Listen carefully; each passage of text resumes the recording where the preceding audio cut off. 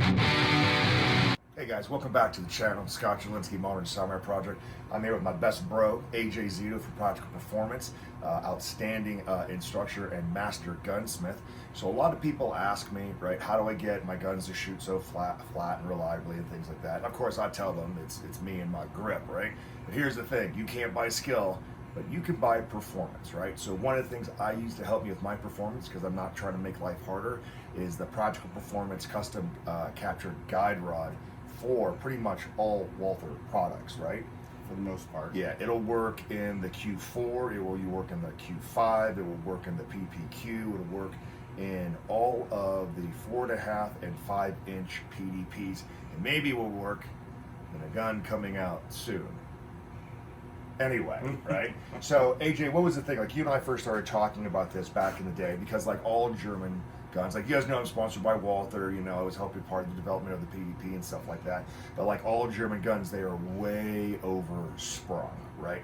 And that's where you kind of get the snappiness of all German guns, right? So we were trying to work out a way to kind of calm that snappiness out. And AJ said, well, the first thing we need to work on is the guide rod, right? So what are some of the things that we have into that thing? Yeah, so first we needed a guide rod that was essentially easy to use, right? A captured system. Yep. A lot of the aftermarket guide rods, you know, they use like a 1911 recoil spring and they're uncaptured, and it's just too much of a mess, too difficult to swap everything out. So we knew we wanted to do captured. In order to do that, because of the way the Walthers are built, right, we had to develop some type of a cap system that would allow you to use it with all the different lengths. So we did that as well. One of the big things is that all the guide rods, because they're plastic, right, they're really light, they use non-standard springs, so we had to figure out what's going to be kind of the best spring rate for a standard use gun with most ammos out there. And that's really where we attacked it. You know, we went with the stainless steel because it's way better than plastic.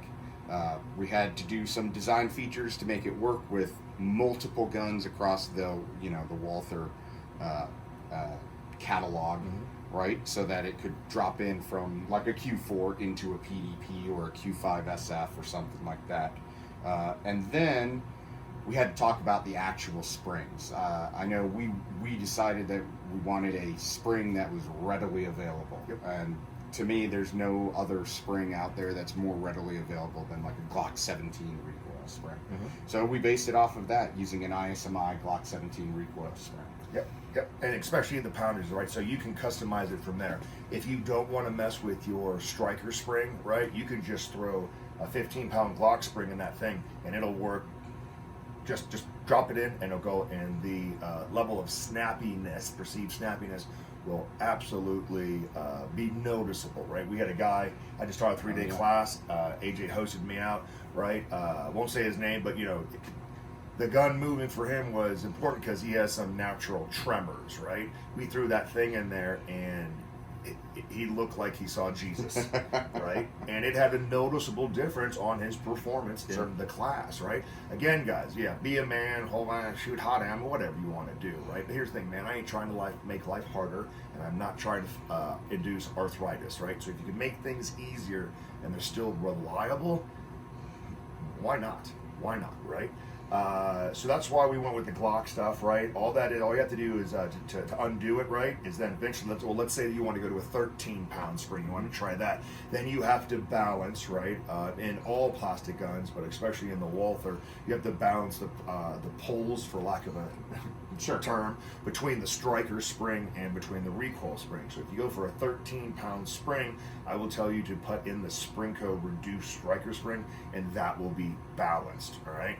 Now, I will tell you that when you do that combination, if you're gonna have some cheap hard primer ammo, not so much. But if you're shooting anything with, like, you know, good CCI primers, or especially federal primers, right, you're not going to have a problem at all, right? And that difference will be achievable. But for most of you guys, throw a 15-pound recoil spring in that thing, man, and it is amazing, right? It is amazing.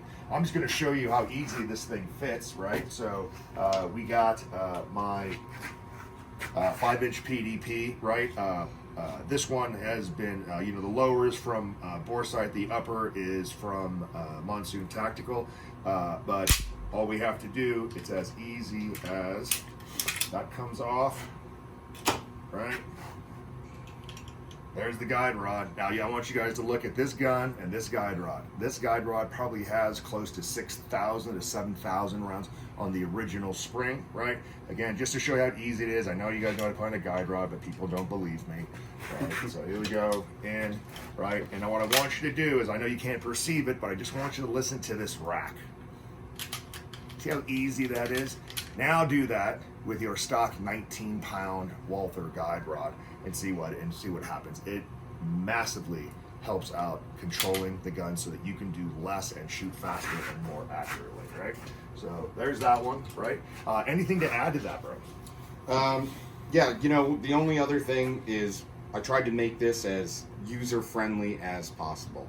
So some guys are like, well, why'd you use a slotted head screw on the end?